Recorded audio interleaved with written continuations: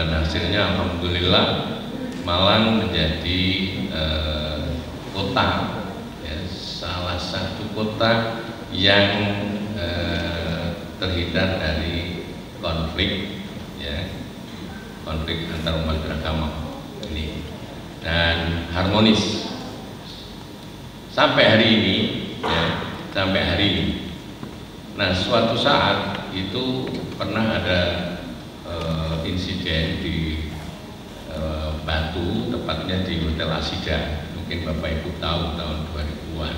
Itu ada salah seorang agama Kristen, ya, itu disebut oknum oleh tokoh agama itu, melakukan pelecehan terhadap ayat suci Al-Quran sendiri, diinjak-injak dan diremehkan.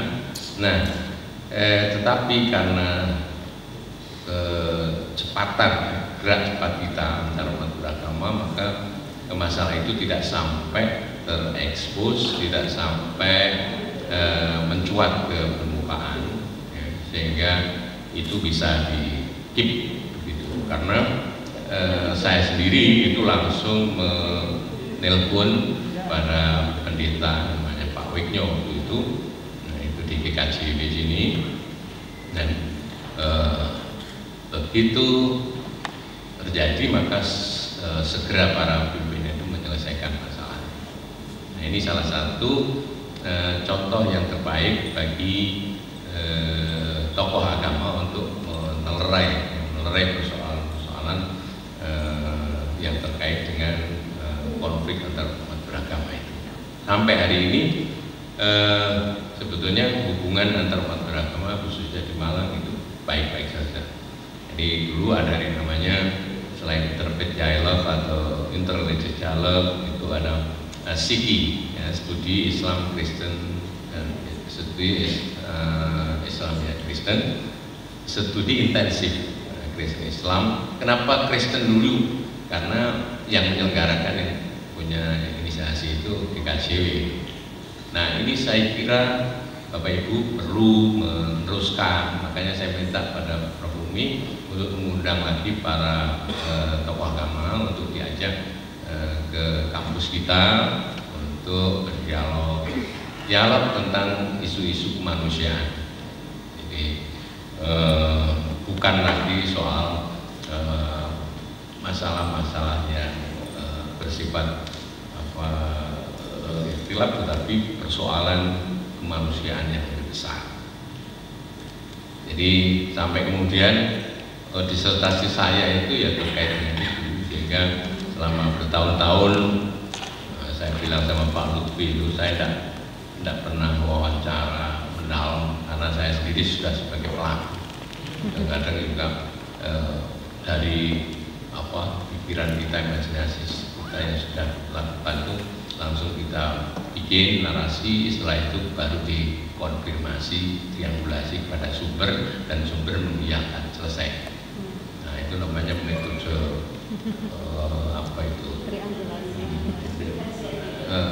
bukan triangulasi ya, tapi jadi sudah tahu sebelum. Nanti Pak Lutfi kalau penelitian dibikin narasi dulu, setelah itu informannya dipaksa harus cepat selesai.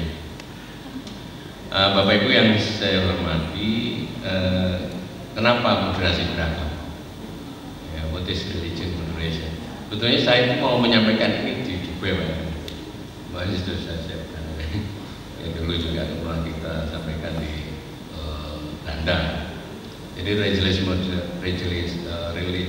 moderation itu suatu sikap, ya, an attitude religion, religious tolerance, sikap tolerans yang inklusif, ya, yang menolak, reject all violent action and protect the unity state of the Republic of Indonesia.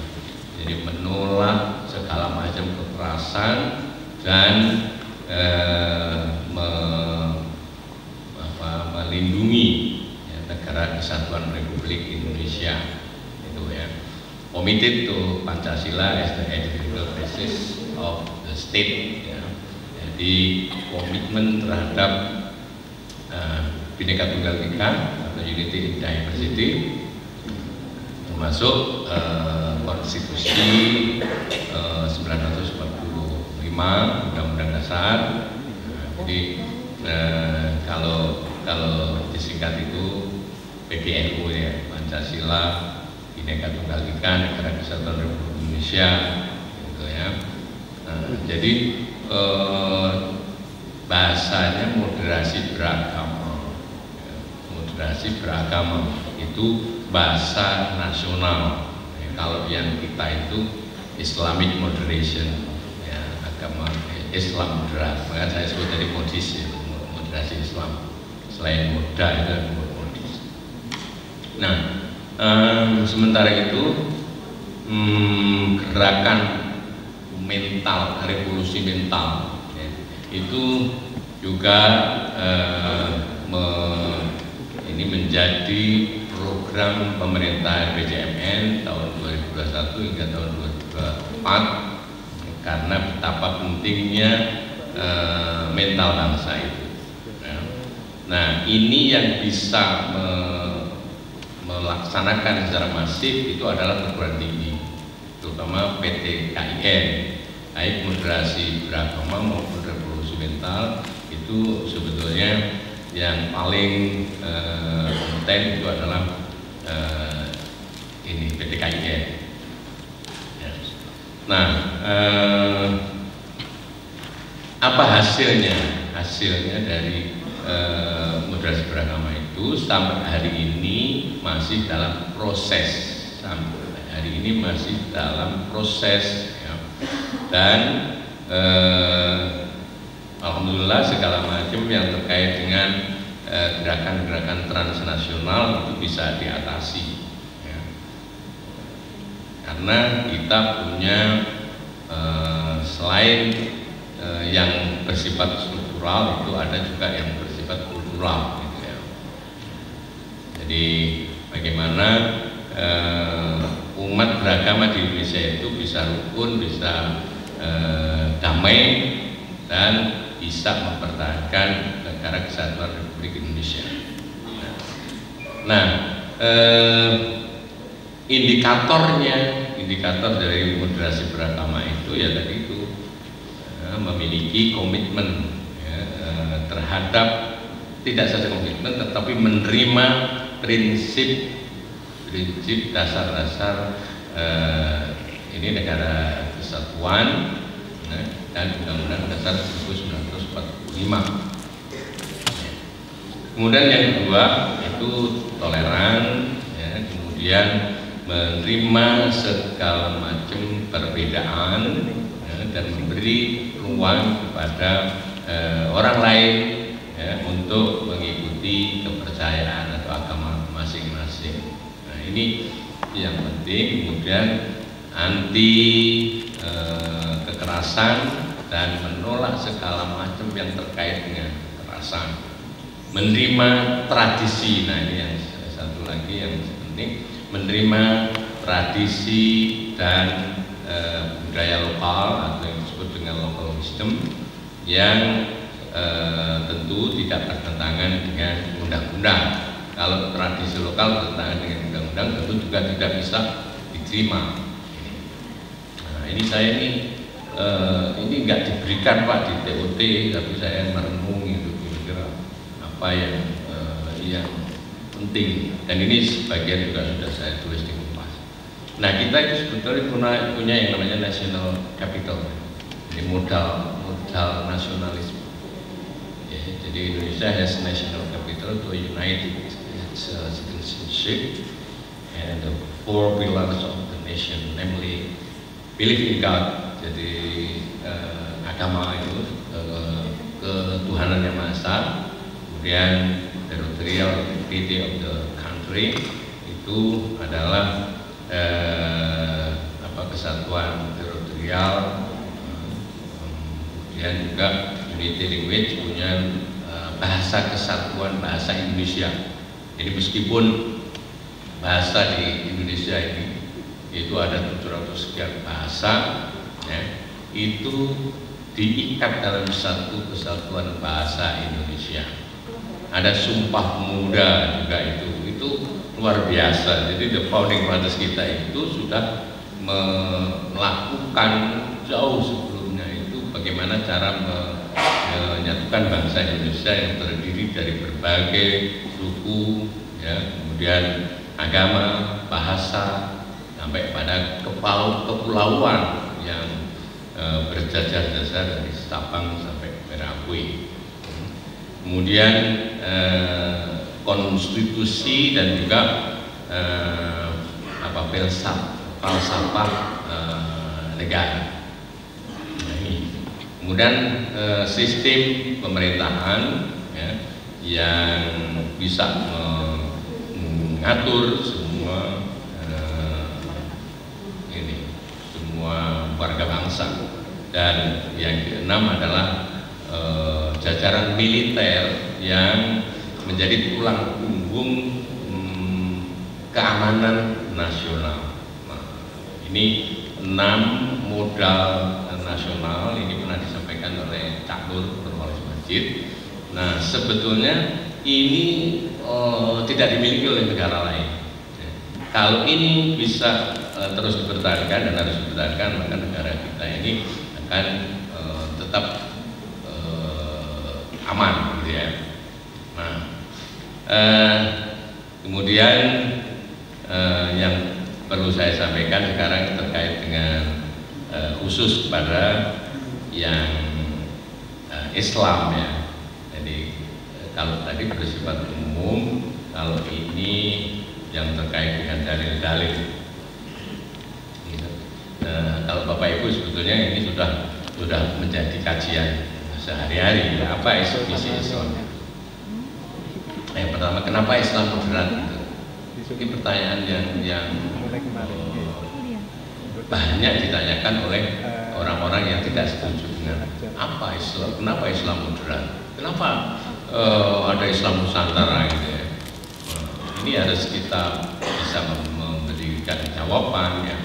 Jadi pada dasarnya Islam itu sudah moderat, ya. Dari kelahirannya yang dibuktikan dalam doktrinnya dan sunnah Rasulnya. Ini bisa kita lihat dalam surat Al-Baqarah 143, wa dzalika ja'alnakum ummatan wasatan litakunu syuhada'a 'alan nas wa yakuna rasulu 'alaikum syahida. Ini dalilnya, ini normatifnya. Jika kemudian akhir-akhir ini harus dikeraskan gaungnya, ya, karena Islam yang ditampilkan oleh sebagian pemeluknya ini sudah tidak lagi moderat, tetapi sudah intoleran dan ekstrim. Ya, saya tidak menggunakan istilah radikal karena istilah radikal itu debatable. Sudah sejak dulu saya tulis di Jawa Post itu nggak nyebut Islam radikal, tapi Islam ekstrim. Nah, kalau ekstrim itu baik shimalan wa yaminan itu tidak baik, ya. Jadi kalau radikal itu debatable karena radik itu artinya mendalam, berpikir sedalam-dalamnya sampai pada akar-akarnya. Nah, Islam radikal itu sesungguhnya kalau secara normatif itu ya Islam yang dipikirkan oleh umatnya secara mendalam, filosofis itu berarti. Nah, tapi kemudian istilah itu diintroduksi dari Barat, kemudian dilabelkan kepada para teroris, ya, Usama bin Laden misalnya itu disebut sebagai Muslim radikal, gitu ya. Nah, jadi Bapak Ibu, moderasi dalam konteks ini identik dengan revitalisasi, gitu ya, al-ihya, ya. Sama halnya dengan kenapa harus integrasi sains dan Islam, ini juga pertanyaan begitu. Karena ada dikotomi sebelum itu, gitu ya. Maka perlu integrasi. Jadi kalau tidak ada kasus Galilei, Bruno, Kopernikus dihukum gantung oleh bapak-bapak gereja, ya, itu karena mereka menemukan teori, ya, pengetahuan misalnya bumi itu bulat, matahari itu pusat jagat raya, dan itu ternyata tidak sesuai dengan doktrin gereja. Maka kemudian mereka harus mengukurkan pendapatnya itu, tapi mereka tidak mau. akhirnya kemudian dihukum ganti. Nah, kasus Galileo dan Copernicus yang dibunuh puisi itu kemudian melahirkan yang namanya konflik yang sangat besar antara agamawan dan ilmuwan. Akhirnya muncul anggapan, muncul pernyataan bahwa agama itu tidak penting, agama itu menghambat kemajuan pengetahuan, agama itu dan masyarakat, sampai kemudian Nietzsche mengatakan God was dead. Nah, Nietzsche itu saya pernah ini Pak ziarah ke Dresden, itu dia dimakamkan bersama kakak perempuan di sebuah desa yang asri gitu kan, negerinya apel. Nah, di sini itu di Batu. Saya berpikir andai kan dia Islam, saya doakan, karena kalau di sini itu gara-gara terus kemudian maulid.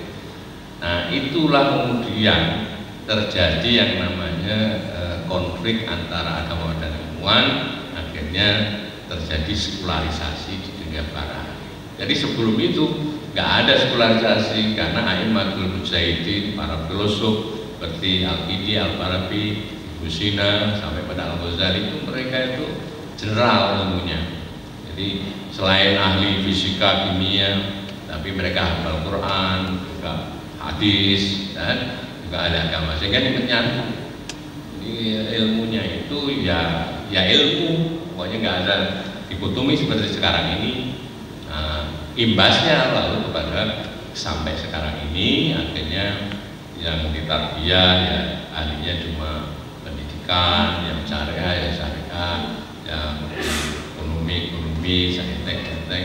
Nah, akhirnya perlu yang namanya integrasi, tapi susah untuk menjadi orang generalis seperti para filosof dan A'immatul Mujtahidin itu, karena kalau mereka itu kan belajarnya luar biasa sampai lupa istri mana kan, seperti Robiah, Dawiyah, kawin, gitu. Banyak kan orang-orang yang tidak bisa. Sekarang itu kan hedonis semua kan, jadi nggak hanya memikirkan referensi, tapi ya kitab aja yang sekarang Bukhari berapa, Ghazali 400 sekian, Bukhari juga begitu.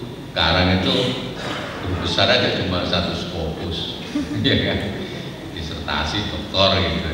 Jadi kalau dibandingkan orang-orang dulu itu kita termasuk ya nggak ada apa-apanya gitu. Nah, akhirnya juga ilmu yang kita dapat ya seperti itu. Nah, lalu caranya adalah studi interdisipliner.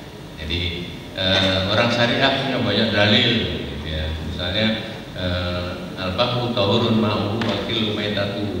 Gimana ini kira-kira orang kimia melakukan penelitian gitu. Ini kalau orang kimia kan nggak ngerti, akhirnya diteliti gitu ya.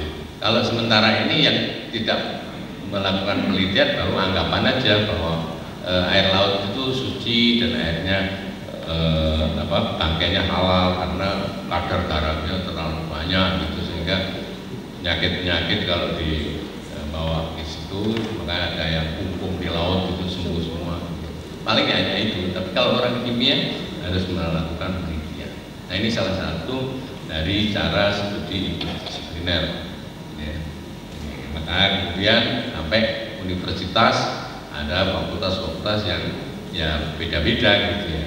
Ada Islamic Studies, ada Cultural Studies, Humanities, ada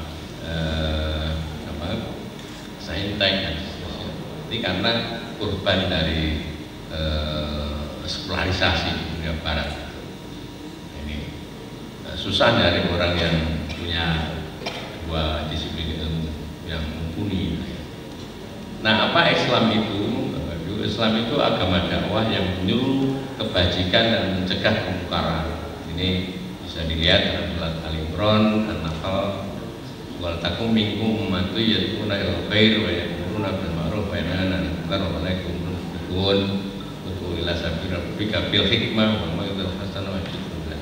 Nah, ini sebetulnya kalau kemudian sekarang itu aliran transnasional ya, berdakwah tidak bil hikmah, tidak mau hasanah, dan juga tidak menjaga bil ihsan, maka ini sebetulnya nggak Islam.